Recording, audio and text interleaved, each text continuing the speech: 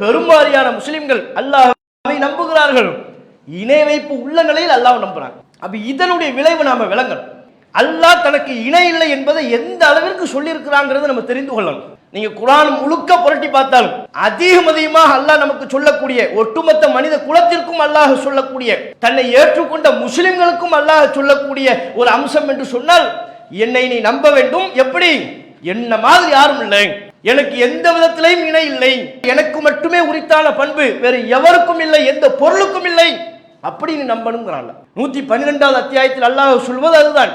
குல் ஹுவல்லாஹு அஹத் அல்லாஹு ஸமத் லம் யலித் வலம் யூலத் வலம் யகுன் லஹு குஃபுவன் அஹத். நபியே நீங்கள் சொல்லுங்கள், அல்லாஹ் ஒருவன் தான், அவன் தேவைகள் அற்றவன், அவனுக்கு எந்த தேவையும் கிடையாது, அவனுக்கு பிள்ளைகள் கிடையாது, அவன் யாருக்கும் பிள்ளை இல்லை. வலம் யகுன் லஹு குஃபுவன் அஹத், அல்லாஹ்வுக்கு நிகரானவன் வேறு யாரும் இல்லை. தௌஹீதினுடைய சிறந்த வசனம். அஸ்ஸலாமு அலைக்கும் வரஹ்மத்துல்லாஹி வபரகாத்துஹு. கண்ணியத்திற்குரிய எல்லாம் உள்ள அல்லாஹ்வின் நல்லடியார்களே, எல்லாம் உள்ள ஏகரைவனின் மகத்தான கிருபையினால் புனிதம் நிறைந்த ரமலான் மாதத்தில் நன்மையை எதிர்பார்த்தவர்களாக இங்கே நாம் அமர்ந்திருக்கிறோம்.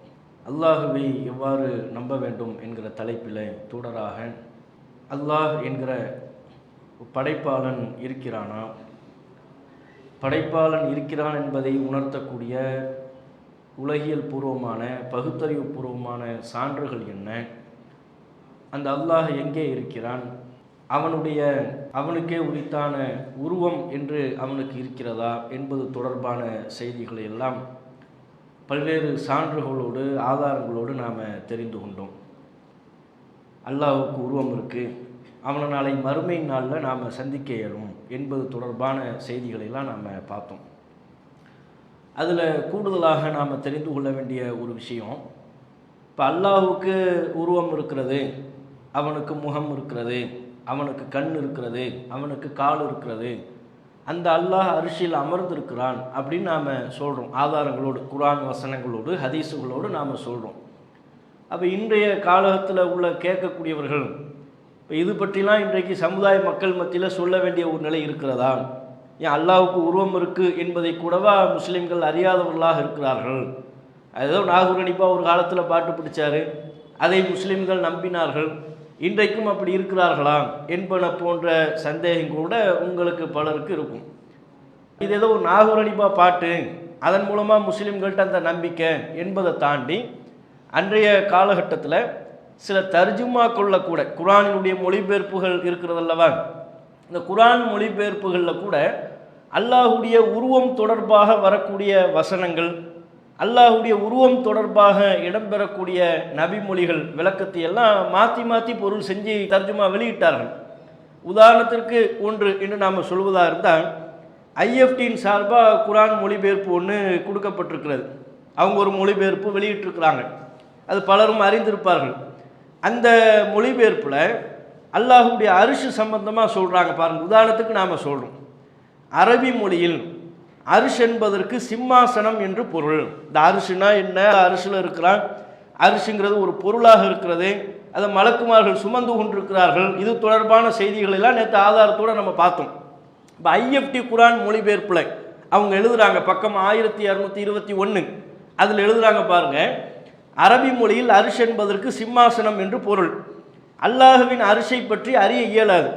அல்லாஹ் பேரண்டத்தை படைத்த பிறகு, இந்த உலகத்தையெல்லாம் படைத்த பிறகு, தனது எல்லையற்ற ஆட்சிக்கு கேந்திரமாக்கிய ஒரு இடத்திற்கு அரிசி என்று கூறியிருக்கலாம். அல்லாஹுடைய அதிகாரத்தை குறிக்கக்கூடிய ஒரு இடம், அந்த இடத்துக்கு பேர் அரிசின்னு அல்லாஹ் சொல்லியிருக்கலாம். அல்லது அரிசி என்பது ஆட்சி செலுத்தும் அதிகாரத்தை குறிக்கலாம், இறைவன் ஆட்சி செலுத்தக்கூடிய அந்த அதிகாரத்தை குறிக்கிற ஒரு சொல்லா இருக்கலாம்.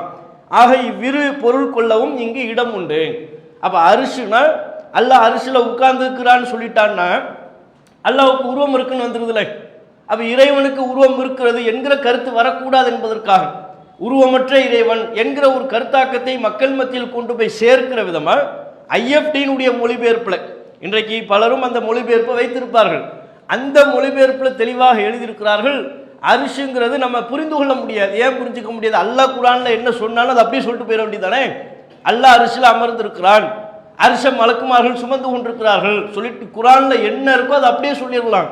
குர்ஆனில் என்ன இருக்கிறதோ அதை அப்படியே சொல்வதற்கு பதிலாக இல்லை அரிசினா அது என்னன்னு நம்ம புரிந்து கொள்ள முடியாது. அது ரெண்டுல எப்படியாவும் இருக்கலாம். ஒரு இடத்தை குறிக்க இடம்ங்கிறாங்க. இறைவனினுடைய ஆட்சி அதிகாரத்தை ஒரு கேந்திரமாக ஆக்கி அந்த இடத்தை குறிப்பதற்குரிய ஒரு சொல்லாவும் இருக்கலாம், அல்லது இறைவனுடைய அதிகாரத்தையே நேரடியாக குறிக்கக்கூடிய ஒரு சொல்லாவும் இருக்கலாம். இவ்விரு பொருள் கொள்வதற்கும் இடம்பாடு இருக்கிறது. ஆக மொத்தத்தில் அரிசினா என்ன நம்மளால புரிந்து கொள்ள முடியாதுட்டாங்க. இது ஐஎஃப்டி மொழிபெயர்ப்புல பக்கம் 1221 இருக்கு. சரியா? அதே மாதிரி 69வது அத்தியாயம் 17வது வசனம், அந்த வசனத்தில் என்ன இடம்பெறுகிறது? மறுமை நாளில் அல்லாஹ்வை மலக்குமார்கள் அரிசில சுமந்து வருவார்கள், 8 மலக்குமார்கள் சுமந்து கொண்டு வருவார்கள் அப்படின்னு அந்த 69வது அத்தியாயம் 17வது வசனத்தில் இருக்கு.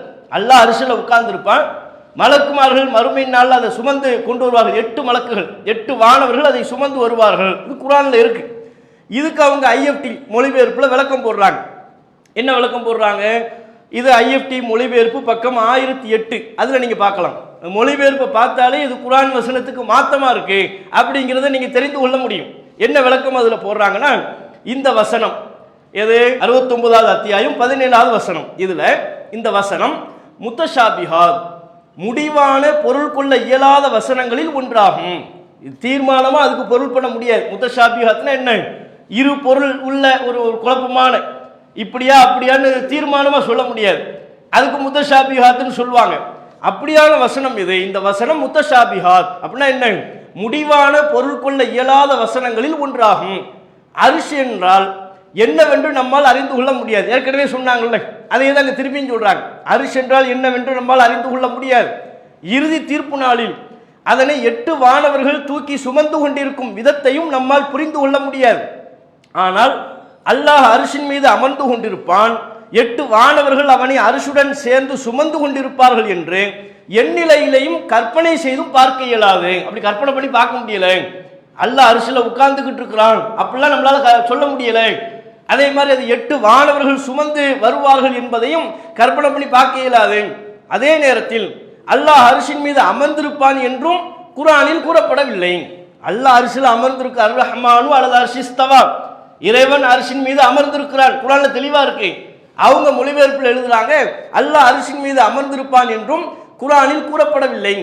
இறைவனின் சுயத்தன்மை குறித்து திருக்குர்ஆனில் எந்த கருத்தோட்டம் நமக்கு அளிக்கப்பட்டிருக்கிறதோ அந்த கருத்தோட்டமும் கூட உடல், திசை, இடம் ஆகியவற்றை விட்டு தூய்மையானவனாகிய இறைவன் ஓரிடத்தில் அமர்ந்திருக்கிறான். அல்லாஹ்வுக்கு உடல் இல்லையாம், அல்லாஹ்வுக்கு இடம் இல்லை.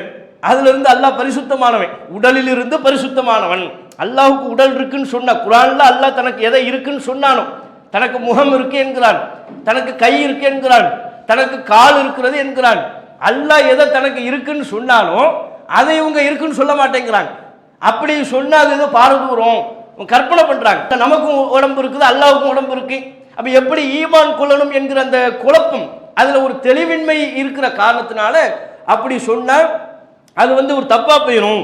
அதனால இறைவன் உடல், திசை, இடம் ஆகியவற்றை விட்டு தூய்மையானவனாகிய இறைவன் ஓரிடத்தில் அமர்ந்திருக்கிறான். ஒரு படைப்பு அவனை தூக்கி சுமந்து கொண்டிருக்கிறது என்று எண்ணுவதற்கு தடையா இருக்கு. அல்லாஹ்வே ஏதோ மலக்குமார்கள் தூக்கி சுமந்துகிட்டு இருக்கிறாங்கன்னா அது கற்பனை பண்ணி பார்க்க முடியல. அப்படி நினைப்பதற்கே இடம்பாடு இல்லை. அது நமக்கு ஒரு பாரதூரமாக தெரிகிறது. அப்படி எண்ணுவதற்கே தடையாக இருக்கிறது.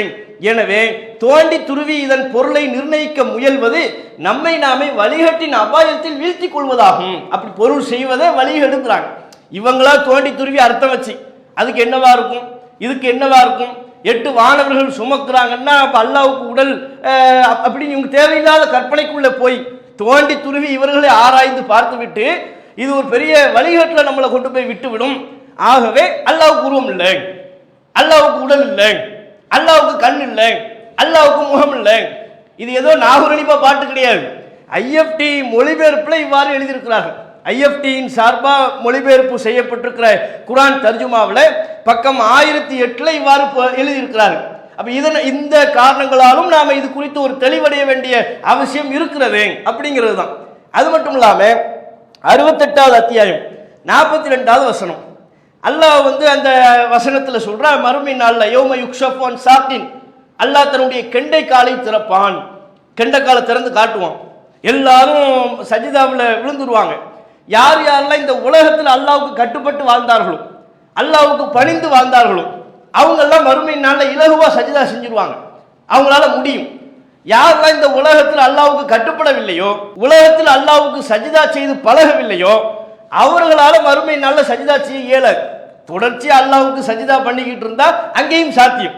அல்லாஹ் மஹ்ஷர்ல எல்லா மக்களையும் ஒன்று திரட்டி தன்னுடைய கெண்டை காலை திறக்கிற அந்த நாளில் எல்லாரும் சஜிதாவில் விழுந்துருவாங்க. யார் சஜிதாவில் விழுவாங்க? உலகத்தில் யார் சஜிதா செய்து பழக்கப்பட்டவங்களா இருக்கிறாங்க, அனுதினமும் பள்ளிவாசலுக்கு வந்து அல்லாஹ்வை தொழுது பழக்கப்பட்டவங்களா இருப்பாங்கல்ல, பார்த்தவனே சஜிதாவில் விழுந்துருவாங்க. யார் அதற்கு பழக்கப்படவில்லையோ, வருஷத்துக்கு ஒரு தடவை பெருநாள் தொழுகையோட முடிஞ்சு போச்சு, அல்லது 2 பெருநாள் தொழுகையோட முடிஞ்சிருச்சு, வாரத்தில் ஒரு ஜும்மா அதோட முடிஞ்சிருச்சு, அதுக்கப்புறம் தொழுகையின் தொடர்பு கிடையாது, பள்ளிவாசல் தொடர்பு இல்லை, ரமலான்ல வந்தா பள்ளிவாசல பார்த்துக்கிறது, இப்படின்னு இருந்தா மறுமை நாளில் சஜிதாவில் விழ முடியாது. இது குறித்து புகாரில 4919வது இலக்கத்தில் மிக தெளிவாக இருக்கிறது. உலகத்தில் அல்லாஹ்வுக்கு சஜிதா செய்தவர்கள் மறுமை நாளில் அல்லாஹ் தன்னுடைய கெண்டை காலை வெளிப்படுத்தும் நாளில் சஜிதா செய்து விடுவார்கள். யார் உலகத்தில் அல்லாஹ்வுக்கு கட்டுப்படவில்லையோ அவங்க மறுமை நாளில் சஜிதா செய்ய முடியாது. எப்படின்னு இருக்கா, இதுக்கு இவங்க என்ன செய்யறாங்கன்னா, இந்த கெண்டை கால்னா அல்லாஹ்வுக்கு உருவம் இருக்குன்னு வந்துருதுல, அதுக்கு வியாக்கியானம் அவங்க ஐஎஃப்டி மொழிபெயர்ப்பில் 1000 பக்கம் 1005 நீங்க பார்த்தீங்கன்னா, இல்லை அது எல்லோரும் சஜிதா கெண்டை கால்னே போடலை, அது வசனத்தில் தெளிவாக இருக்கிறது கெண்டை கால்னு. இவங்க தப்சீர்ங்கிற பேர்ல விளக்கம் கொடுக்குறாங்க, கெண்டை கால்னே சொல்லாம எல்லோரையும் சஜிதாவுக்கு அழைக்கும் நாளில் மக்கள் சஜிதா செய்ய முடியாது, இவ்வளவுதான். எதற்கு, யாருக்கு? அல்லாஹ்வுடைய கெண்டை கால், அந்த சப்ஜெக்டே இல்லை. அப்ப அல்லாஹ்வுக்கு உருவம் இல்லை என்கிற கருத்தாக்கத்தை தொடர்ச்சியாக அந்த தர்ஜுமாவில் இடம்பெற்றிருப்பதை நீங்க பார்க்க முடியும். அதுபோல 39வது அத்தியாயம் 67வது வசனம், அதுல அல்லாஹ் என்ன சொல்றான், அல்லாஹ்வுடைய கையில தான், கைப்பிடியில உலகம் எல்லாமே இருக்கு, பூமி எல்லாத்தையும் அல்லாஹ் சுருட்டிடுவான். மறுமை நாள்ல எல்லாத்தையும் சுருட்டி தான் கையில வச்சிருப்பான், தான் விரல்ல இந்த உலகத்தை பூமியை உலகத்தை எல்லாம் வைத்திருப்பான் அப்படின்னு இருக்கு. வான பூமியெல்லாம் சுருட்டி தான் கையில வைத்திருப்பான் என்று. இது குறித்து அவங்க போடுறாங்க, கையின்னா கையின் வந்துருதுல, அல்லாஹ்வுக்கு உருவம் இருக்குன்னு தெளிவா அந்த வசனத்தில் இருக்கு. அதற்கு அவர்கள் பொருள் செய்யும் போது, விரிவுரை செய்யும் பொழுது, பக்கம் 783 ஐஎஃப்டி விரிவுரை பக்கம் 783 அதுல பாத்தீங்கன்னா, பூமியிலும் வானத்திலும் அல்லாஹ்வின் முழு அதிகாரத்தையும் அதனை அவன் பயன்படுத்தும் நிலையையும் காட்டுவதற்காக கைப்பிடியில் இருக்கிறது, கையில் சுருட்டப்பட்டிருக்கிறது என்பது உருவகமாக கூறப்பட்டிருக்கிறது. இது ஒரு உருவகமா நம்ம விளைக்கணுமே தவிர அது கையினே விளங்கக்கூடாது அப்படிங்கிறாங்க. அப்ப இந்த செய்திகளை நம்ம ஐஎஃப்டியினுடைய இந்த தர்ஜுமாவை சொல்வதற்குரிய காரணம், நேற்றைய தினம் அல்லாஹ்வினுடைய உருவம் தொடர்பாக, அல்லாஹ்வினுடைய அரிசு தொடர்பாக பல்வேறு சான்றுகளை பார்த்தோம் அல்லவா, அதை இந்த காலகட்டத்திலையும் சொல்ல வேண்டிய அவசியம் இருக்கிறது, தேவை இருக்கிறது. ஏன்னா குர்ஆன் தர்ஜுமாவிலேயே ஒரு வெகுஜன மக்கள் பார்க்கக்கூடிய வகையில குறிப்பிட்ட ஒரு சாரார் வாசிக்கக்கூடிய குர்ஆன் தர்ஜுமாவிலேயே அல்லாஹ்வுக்கு உருவம் இருக்குன்னு வரக்கூடிய வசனங்களை எல்லாம் திரிச்சு பொருள் செய்யறாங்க, அதை மறைச்சு பொருள் செய்யறாங்க, வியாக்கியானம் கொடுக்குறாங்க. அப்ப இப்படியான ஒரு கருத்து இருக்கின்ற பொழுது இது தொடர்பாக நம்ம தெரிந்து வைத்திருக்க வேண்டியது அவசியம். அதுக்காக இது நம்ம ஒரு கூடுதல் தகவலா சொல்லிக்கிட்டோம். அடுத்து அல்லாஹ்வை நம்ம நம்புறதுல மிக முக்கியமா இன்றைக்கு ஏராளமான முஸ்லிம்கள் கோட்டை விடக்கூடிய பெரிய அளவுல ஒரு மைனஸா இருக்கக்கூடிய விஷயம் என்னன்னா, அல்லாஹ்வுக்கு இணை இல்லை அப்படிங்கிறத தெளிவா நம்ப மாட்டேங்கிறாங்க. அல்லாஹ்வுக்கு பல்வேறு வகையில இணை கற்பிக்கக்கூடியவர்களாக மாறி விடுகிறார்கள். அல்லாஹ் நம்புறாங்க. அல்லாஹ்வை எப்படி நம்புறாங்கன்னா, அல்லாஹ்வை நம்பிக்கொண்டு ஒரு புறம் அல்லாஹ்வை நம்புகிறார்கள், இன்னொரு புறம் அந்த அல்லாஹ்வுக்குரிய தன்மைகளை பண்புகளில் பல்வேறு இணைகளை ஏற்படுத்தி கொள்ளக்கூடியவர்களாக இருக்கிறாங்க. அல்லாஹ்வுக்கு இணை கற்பிக்கிறாங்க. ஈமான்ல கலப்பு ஏற்படுது. அல்லாஹ் ரப்புல் ஆலமீன் நம்ம கிட்ட எப்படிப்பட்ட ஒரு ஈமானை எதிர்பார்க்கிறான்? வெறுமனே அல்லாஹ் ஒருத்தன், அல்லாஹ் இருக்கிறான், லா இலாஹ இல்லல்லாஹ் இப்படி சொல்லிட்டா நம்முடைய ஈமானை பரிசுத்த ஈமானை அல்லாஹ் ஏத்துக்கிறது இல்லை. களப்பற்ற ஈமானை அல்லாஹ் நம்மிடத்தில் எதிர்பார்க்கிறான். தூய்மையான ஈமானை அல்லாஹ் நம்மிடத்தில் எதிர்பார்க்கிறான். இணை வைப்பின் வாடை கூட நம்முடைய ஈமானில் கலந்து விடக்கூடாது என்று அல்லாஹ் எதிர்பார்க்கிறான். அப்படிப்பட்ட ஈமானத்தை அல்லாஹ் எதிர்பார்க்கிறான். சும்மா கூட்டத்தோட எல்லோரும் சேர்ந்து கொண்டு நானும் அல்லாஹ்வை நம்புறேன், நானும் அல்லாஹ்வை நம்புறேன்னு சொல்றது அல்லாஹ் எதிர்பார்க்கல. உன் ஈமான் பரிசுத்தமானதா, களப்பற்றதா? நீ இணை வைப்பை கலக்காமல் இருந்தாயா? உன்னுடைய ஈமான்ல, இறை நம்பிக்கையில இணை வைப்பை கலக்காமல் இருந்தாயா? அது ரொம்ப கவனத்திற்குரியது. இது அல்லாஹ் திருக்குர்ஆன்ல 6வது அத்தியாயம் 82வது வசனம், அதுல அல்லாஹ் சொல்றான் பாருங்க. அந்த குர்ஆன் வசனம் அருளப்படுது, இது நபிகள் நாயகம் மக்களுக்கு சொல்றாங்க. அந்த வசனம் என்ன சொல்கிறது? இன்னல்லதீன ஆமனு வலம் யல்பிசு ஈமானஹும் பிதுல்மின் உலாயிக்க லஹுமுல் அம்னு வஹும் முஹ்ததூன். யார் ஈமான் கொண்டு தங்களுடைய இறை நம்பிக்கையில் அநியாயத்தை கலக்காமல் இருக்கிறார்களோ, நல்ல வாசகத்தை நல்லா கவனிக்கணும். யார் ஈமான் கொண்டு தங்களுடைய ஈமான்ல இறை நம்பிக்கையில அநியாயத்தை கலக்காமல் இருக்கிறார்களோ அவர்களே பாதுகாப்பு பெற்றவர்கள், அவர்களே நேர்வழி பெற்றவர்கள் இப்படின்னு குர்ஆன் வசனம். இது 6வது அத்தியாயம் 82வது வசனம். இதை நபிகள் மக்களுக்கு சொல்றாங்க. சொல்லும்போது சஹாபாக்கள் கேட்கிறாங்க, அல்லாஹ்வின் தூதரே, ஈமான் கொண்டு அந்த ஈமான்ல அநியாயத்தை கலக்கக்கூடாதுங்கிறீங்க, அப்படி இருந்தா தான் அல்லாஹ்விடத்துல நேர்வழி பெற்றவர்கள் பாதுகாப்பு பெற்றவர்கள்ங்கிறீங்க. ஐயுனா லம் யஸ்லிம், எங்களை யார் அநியாயம் பண்ணாமல் இருக்கிறோம்? அநியாயங்கிறது ஏதேனும் ஒரு விதத்தில் அறிந்தோ அறியாமலோ அடுத்தவர்களுக்கு நம்ம அநியாயம் செய்யக்கூடியவர்களாக தானே இருக்கிறோம். அதை அவங்க ஒப்புக்கொள்றாங்க. நாங்கள் எங்களை பலரும் அநியாயம் செய்பவர்களாக தானே இருக்கிறோம். அப்போ ஈமான்ல அநியாயமே பண்ணக்கூடாது, அநியாயத்தை கலக்கக்கூடாது. அப்பந்தான் அல்லாஹ் ஈமான் கொண்டவர்களாக நேர்வழி பெற்றவர்களாக அல்லாஹ் அங்கீகரிப்பான்னு சொன்னா எங்களை யார் அநியாயம் பண்ணாமல் இருக்கிறோம் அப்படிங்கிறாங்க. இப்போ நம்மளையும் கம்பேர் பண்ணி பாருங்க. நம்மளும் ஏதேனும் ஒரு விதத்தில் எந்த விதத்திலையும் அடுத்தவங்களுக்கு நம்ம அநியாயம் பண்ணுறது இல்லையா? சின்ன தெரிஞ்சோ தெரியாமலோ இப்போ அடுத்தவங்களை பற்றி நம்ம தப்பாக பேசிட்டோம் நீங்கள், அது அநியாயம் தான், துல்மு அநியாயம். அடுத்தவர்களுடைய உரிமையில் ஏதேனும் ஒரு விதத்தில் பறித்து விட்டால் அநியாயம் தான். அடுத்தவர்களுக்கு ஒரு பாதிப்பை நம்முடைய வார்த்தையின் மூலமாகவோ நம்முடைய செயல்பாட்டின் மூலமாகவோ ஒரு பாதிப்பை உருவாக்கிட்டோம்னா அதுவும் அநியாயம் தான். அப்போ தெரிந்தோ தெரியாமலோ பல விதத்தில் அடுத்தவர்களுக்கு நம்ம அநியாயம் பண்ணத்தான் செய்யும். ஒன்றும் வேண்டாம், ஒழு செஞ்சுட்டு வர்றோம். சில பேர் வீட்டிலேருந்து ஒழு செஞ்சுட்டு வருவாங்க, அல்லது பள்ளியாசலில் தண்ணி உள்ள பகுதிகளில் தாண்டி வர்றாங்கன்னு வைங்க. ஒரு செருப்பை ஓரமாக வைப்பார். அந்த செருப்பு எங்கேயுமே கிடைக்காது இல்லை, அந்த செருப்பை நம்ம ஓரமாக வச்சுட்டு இவர் கால் தரையிலேயே படாது. எல்லாருமே செய்வோம், நம்ம எல்லாருமே இதை அடுத்தவங்களுக்கு குறை சொல்லணுங்கிறதுக்கு அப்படி இல்லை, அனைவட்டுமே இந்த பண்பு இருக்கும். கால் தரையில் படமாட்டோம், எல்லாம் இருக்கிற செருப்பையெல்லாம் மிதிச்சு மிதிச்சு மிதிச்சு. ஏன்னா நம்ம விண்கலத்திலேருந்து வந்திருக்கிறோம் பார்த்தீங்களா, தரையில் நம்ம கால் பட்ட டக்குன்னு மேலே பறந்துருவோம். அதனால ஒவ்வொரு செருப்புலையாக காலை வச்சு காலை வச்சு காலை வச்சு பள்ளிக்குள்ளே வந்துடும். இது அடுத்தவங்க செருப்பை மிதிக்கிறோம்ல, இதுவும் என்ன ஒரு விதத்தில் யோசிச்சு பார்த்தோம்னா நம்ம செருப்புக்கு என்ன நடக்கக்கூடாது, என்ன ஆகிவிடக்கூடாதுன்னு நம்ம நினைக்கிறோமோ அதைத்தானே அடுத்தவங்களுக்கு நினைக்கணும். இவர் செருப்பை மேலே பத்திரமா நம்ம பாதுகாப்பாக நம்ம வச்சுருவோம். ஏன்? அதில் சேறுபடக்கூடாது, சகதிப்படக்கூடாது, ஈரப்படக்கூடாது. அது அடுத்தவங்க செருப்பில் படலாமா? அப்போ இதெல்லாம் ஒரு விதத்தில் அநியாயம் தான். அடுத்தவங்களுக்கு அநியாயம் பண்ணக்கூடாது. அப்படி இருந்தால் தான் நம்முடைய ஈமான அல்லாஹ் ஏற்றுக்கொள்வான்னு சொன்னால் நம்ம யாருடைய ஈமானும் ஏற்றுக்கொள்ளப்படுமாங்கிறது பெரிய கேள்விக்குறி. சஹாபாக்களுக்கு அந்த அச்சம் இருந்தது, அவர்களுக்கு அந்த அச்சம்னா நம்ம ஏமாத்துறோம். அப்புறம் ரசூலுல்லாஹ் கேட்குறாங்க, அல்லாஹ்வின் தூதரே, என்ன இப்போ ஒரு வசனம் சொன்னீங்க, ஈமான் கொள்ளணும், அந்த ஈமான்ல அநியாயத்தை கலக்கக்கூடாது, அப்போ தான் அல்லாஹ் அவங்கள நேர்வழி பெற்றவர்களாக கணக்கில் எடுத்துக்கொள்வான்ங்கிறீங்களே. ஐயுனா லம் யஸ்லிம், எங்களை யாரும் அநியாயம் பண்ணாமல் இருக்கிறோம் அப்படிங்கிறாங்க. அப்போ நபிகள் நாயகம் ஸல்லல்லாஹு அலைஹி வஸல்லம் அவங்க சொன்னாங்க, அநியாயம்னா அந்த அநியாயம் இல்லைப்பா, அது தனி கணக்கு. அந்த அநியாயத்துக்கு தனி அல்லாஹ் கணக்கு வச்சிருப்பான், அது வேற, அதுக்கும் கணக்கு தீர்க்கிறது உண்டு, அது தனி. அல்லாஹ் இந்த வசனத்தில் சொல்லக்கூடிய அநியாயம் என்பது இணை வைத்தல், ஷிர்க்கு. இணை வைப்பத்தான் அல்லாஹ் இங்கே அநியாயம்ங்கிறான். இணை வைப்பு அல்லாஹ்வுக்கு ஈக்குவலாக கருதக்கூடிய அந்த இணை வைப்பை ஈமான்ல கலந்துடக்கூடாதுங்கிறான். லுக்மான் தான் பிள்ளைக்கு அறிவுரை சொன்னதை நீங்க ஓதவில்லையா? குர்ஆன் வசனத்தை எடுத்து காட்டுறாங்க. யா புனைய லா துஷ்ரிக் பில்லாஹ் இன்ன ஷிர்க லதுல்முன் அதீம், எனது அருமை புதல்வனே, அல்லாஹ்விற்கு இணை கற்பித்து விடாதே. இன்ன ஷிர்க லதுல்முன் அதீம், இணை கற்பித்தல் தான் மிகப்பெரிய அநியாயம் என்று லுக்மான் தான் பிள்ளைக்கு அறிவுரை சொன்னாரே. அதை நீங்க படிக்கலையா? அந்த வசனத்தை நீங்க ஓதலையா? அல்லாஹ் இந்த வசனத்தில் சொல்லக்கூடிய அநியாயம் என்பது இணை வைத்தல் அப்படிங்கிறாங்க. அப்ப இது நம்ம என்ன தெரிந்து கொள்ளணும்னா, அப்ப அல்லாஹ் நம்ம கிட்ட என்ன எதிர்பார்க்கிறான்னா, உன் ஈமான்ல இணை வைத்தலை கலந்துடாத, ஷிர்க்கு எந்த விதத்திலையும் வந்துடக்கூடாது, வாடை கூட வரக்கூடாது. அப்பந்தான் உன் ஈமான் பியூரான ஈமான், பரிசுத்தமான ஈமான். அப்பந்தான் என்ன நீ சரியா நம்பி இருக்கிறேன், உன்னுடைய ஈமானை நான் ஏற்றுக்கொள்வேன், உனக்கு நான் மறுமையில பாதுகாப்பு தருவேன், உன்னை நேர்வழி அடைந்தவன் என்று நான் முடிவு செய்வேன், உன்னை சொர்க்கத்துக்கு நான் அனுப்பி வைப்பேன். எப்போ? உன்னுடைய ஈமான்ல இணை வைப்பை கலக்காம இருக்கும் பொழுது. அப்ப அல்லாஹ்வை நம்ம எப்படி நம்பணும்னா, இணை வைப்பு இல்லாத நிலையில் அல்லாஹ்வை நம்ம நம்பணும். அப்படி இன்றைக்கு முஸ்லிம்கள் நம்புறாங்களா? தமிழகத்தில் உள்ள நூற்றுக்கணக்கான முஸ்லிம்கள், பெரும்பாரியான முஸ்லிம்கள் அல்லாஹ்வை நம்புகிறார்கள். இணை வைப்பு உள்ள நிலையில் அல்லாஹ்வை நம்புறாங்க. இணை வைப்பு என்றே தெரியாத நிலையில் அல்லாஹ்வை நம்புகிறார்கள்.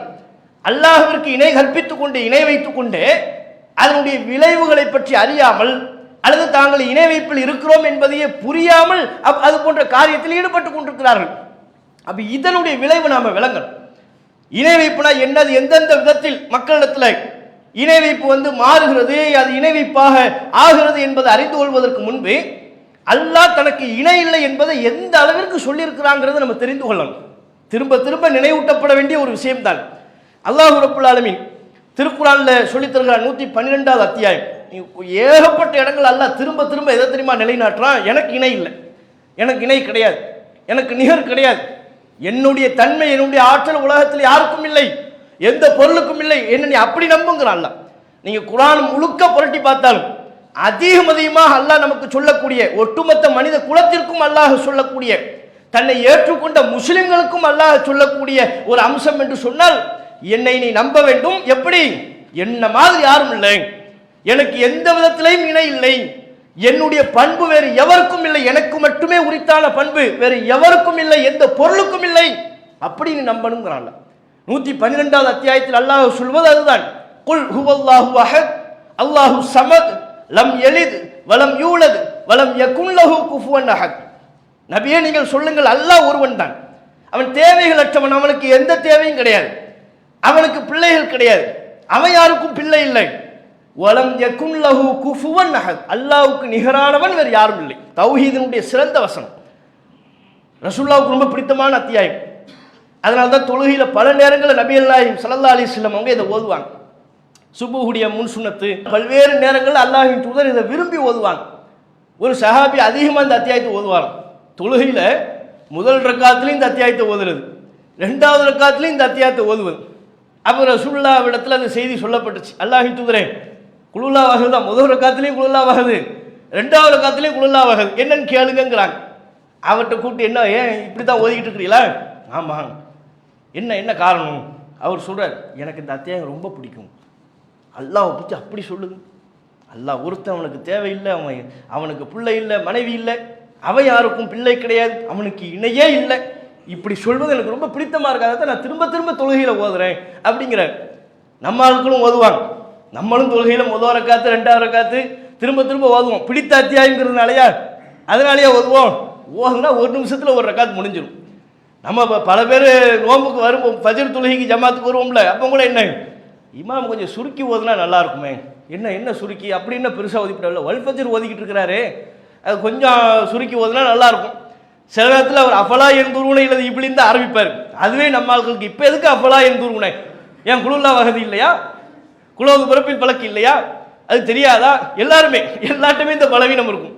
அப்போ இப்படி நாம திரும்பி திரும்பி ஓதுவோம், நாம திருப்பி ஓதுவதற்கும் அவர் ஓதியதற்கும் வித்தியாசம் இருக்கு. அவர் எதனால என்ன காரணம் சொல்றாரு? எனக்கு ரொம்ப பிடித்தமான ரசூலுல்லாஹ் உண்மை இந்த அத்தியாயத்தை விரும்பினாங்க, பல நேரங்களில் இந்த அத்தியாயத்தை ஓதினார். அப்ப இது நமக்கு சொல்லித் தருவது என்ன? எனக்கு இணைய வலம் யகுன் லஹு குஃபுவன் அஹத், அல்லாஹ்விற்கு நிகரானவர் யாரும் இல்லை. நீ யோசிச்சு பாருங்க, இதைத்தாங்க நம்ம திரும்ப திரும்ப சொல்லிக்கிட்டு இருக்கிறோம். அல்லாஹ் நம்முடைய சிந்தனையில் இதை பதிய வைக்க வேண்டும் என்பதற்காகவே திரும்ப திரும்ப இதை சொல்லும்படி அல்லாஹ் நம்மளை பணித்திருக்கிறான். தொழுகை அல்லாஹ் அக்பர் தொழுகையை ஸ்டார்ட் பண்ணுறோம், அல்லாஹும்ம பாயித் பைனி ஓதலாம், அல்லது வஜ்ஜஹத்து. அதிகமானவர்கள் இரண்டில் எதையேனும் ஒன்றே ஓதுவார்கள். வஜ்ஜஹத்து ஓதுறோம். நீங்கள் அந்த வஜ்ஜஹத்தில் அல்லாஹ் நம்ம என்ன சொல்கிறோம்? வஜ்ஜஹத்து ஓதும்படி உள்ள ஹதீஸு முஸ்லீமில் இருக்கிறது. அது நம்ம என்ன சொல்கிறோம்? திரும்பி அல்லாஹ் அக்பர் தொழுகையை துவைக்கிட்டோம். தொழுகை துவைக்கிட்டு என்ன சொல்கிறோம்? வஜ்ஜஹத்து வஜ்ஹிய லில்லதி, என்னுடைய முகத்தை நான் திருப்பி விட்டேன். ஃபத்ரஸ் ஸமாவாத்தி வல் அர்த், வானம் பூமியை முன்மாதிரியின்றி படைத்த அல்லாஹ்வை நோக்கி என்னுடைய முகத்தை நான் திருப்பி விட்டேன். ஹனீஃபன் ஒமா அன மினல் முஷ்ரிக்கீன், நான் அல்லாஹ்விற்கு இணை கற்பிக்கக்கூடியவன் அல்ல. இன்ன சலாத்தி ஒ நுசுக்கி ஒ மஹ்யாய ஒ மமாத்தி லில்லாஹி ரப்பில் ஆலமீன், என்னுடைய தொழுகை, என்னுடைய அறுத்து பலியிடுதல், என்னுடைய வாழ்க்கை, என்னுடைய மரணம் அனைத்தும் அகிலங்களை படைத்த அல்லாஹ்விற்கே உரியது. லா ஷரீக லஹு, அந்த அல்லாஹ்விற்கு எந்த இணையும் இல்லை. ஒபிதாலிக்க உமிர்த்து, இப்படித்தான் நான் கட்டளையிடப்பட்டிருக்கிறேன். அனமினல் முஸ்லிமீன், நான் முஸ்லிம்களில் ஒருவன். தொழுகையில ஒவ்வொரு முஸ்லீமும் இதை சொல்லிக்கிட்டு இருக்கோம். அல்லாஹ் அக்பர் தக்பீர் கட்டிட்டு முதல் வேலை என்ன சொல்றேன்? இறைவா, உன்னை நோக்கி நான் வந்துட்டேன், என் முகத்தை உன் பக்கம் நான் திருப்பி விட்டேன். நீ தான் வானத்தை படைத்தாய், நீ தான் பூமியை படைத்தாய், நான் உனக்கு இணை கற்பிக்கக்கூடியவன் அல்ல, உனக்கு இணையே இல்லை, நான் முஸ்லீம். எப்படி பாருங்க. அப்ப அல்லாஹுக்கு இணை இல்லை என்பதைத்தான் ஒவ்வொரு முஸ்லிம்களும், உலகத்தில் உள்ள கோடான கோடி அத்தனை முஸ்லிம்களும் தொழுகையில ஒவ்வொரு முறையும் நினைவுபடுத்திக் கொள்கிறோம்.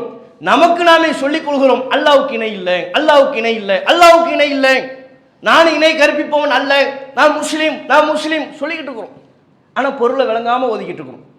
பொருளை விளங்க என்ன சொல்கிறோம், அல்லாஹ்விடத்தில் என்ன உறுதிமொழி கொடுக்குறோம். தொழுகைங்கிறது ஒரு உறுதிமொழி தானே.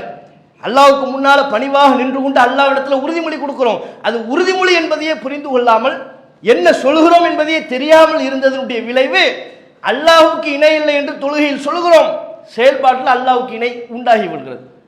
இணை கற்பிக்கிறாங்க. நம்பிக்கையில் அல்லாஹ்வுக்கு இணை கற்பிக்கக்கூடிய நம்பிக்கைகளை உட்கொள்கிறார்கள், செயல்படுத்துகிறார்கள். அது மட்டுமா, ஹஜ்ஜில் போகிறாங்க. ஒரு வருஷத்துக்கு சாதாரணமாக ஒரு முறை ஹஜ்ஜிக்கு போனால் 20 to 40 லட்சம் பேர் போகிறாங்க. 25, 30 சர்வசாதாரணமாக அவ்வளோ பேர் இருக்கிறாங்க. அது இல்லாமல் இப்போ உம்ராவில் எப்போதுமே உம்ராவுக்கு போய்க்கலாம், எப்போனா நீங்கள் உம்ராவுக்கு போகலாம். முன்னெல்லாம் உம்ரா விசா எடுக்கிறதா இருந்தால் பல்வேறு கட்டுப்பாடுகள் இருந்தது, அதுக்குன்னு பல்வேறு ஷரத்துகள் நிபந்தனைகளை வச்சுருந்தாங்க. குறிப்பிட்ட சீசனில் மட்டும்தான் உம்ரா விசா கிடைக்கும். இப்போ அப்படி கிடையாது. எப்போ நீங்கள் உம்ரா விசா அப்ளை பண்ணாலும், இப்போ நீங்கள் அப்ளை பண்ணுறீங்களா 3 மணி நேரத்தில் உம்ரா விசா வந்துடும் உங்களுக்கு. யாருனாலும் உம்ராவுக்கு. அதனால் எப்போ பார்த்தீங்கன்னா எப்போது பார்த்தாலும் கூட்டம் தான். சீசன் காலத்தில் எப்படி கூட்டம் இருக்குமோ அது மாதிரி எந்நேரம் பார்த்தாலும் காபாவில் கூட்டமாக இருக்கிறது. அப்போ ஹஜ்ஜுக்கும் உம்ராவிற்கும் லட்சோப லட்சம் மக்கள் சென்று கொண்டே இருக்கிறார்கள். அதில் உங்கள் தல்பியா சொல்லணும்னு மார்க்கத்தில் சொல்லப்பட்டிருக்கல. ஹஜ்ஜுக்கு போனாலும் தல்பியா சொல்லணும், உம்ராவுக்கு போனாலும் எஹராம் அணிந்த நிலையில் தல்பியா சொல்லணும். அந்த தல்பியாவில் அவர்கள் என்ன சொல்கிறார்கள், புகாரில் தல்பியா சொல்லணுங்கிறது புகாரில் 1549 ரசூல் ஸல்லல்லாஹு அலைஹி வஸல்லம் அவங்க நமக்கு சொல்லித்தராங்க. அதில் நாம் என்ன சொல்கிறோம், இதே தான் அல்லாஹ்வுக்கு இணை இல்லைங்கிறது தான். லப்பைக் அல்லாஹும்ம லப்பைக், லப்பைக் லா ஷரீக லக்க லப்பைக், இன்னல் ஹம்த வன் நிஅமத லக்க வல் முல்க் லா ஷரீக லக். லப்பைக் இறைவா நான் வந்துட்டேன், நீ அழைத்தாய், உன்னுடைய அழைப்பை ஏற்று நான் வந்து விட்டேன். அல்லாஹும்ம லப்பைக் இறைவா நான் வந்து விட்டேன், லப்பைக் இறைவா நான் வந்து விட்டேன், லா ஷரீக லக் உனக்கு இணையே இல்லை. அடுத்து திருப்பி சொல்றார், லப்பைக் இறைவா நான் வந்து விட்டேன், இன்னல் ஹம்த வன் நிஅமத லக்க வல் முல்க் புகழ் அற்புடை அருள் எல்லாமே உனக்குரியது, அதிகாரம் உனக்குரியது, லா ஷரீக லக் உனக்கு இணையே இல்லை.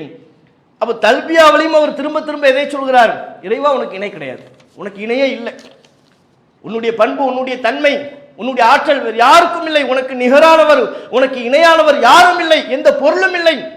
இதைத்தான் தல்பியாவிலையும் அவர் திரும்ப திரும்ப சொல்லி கொண்டிருக்கிறார்.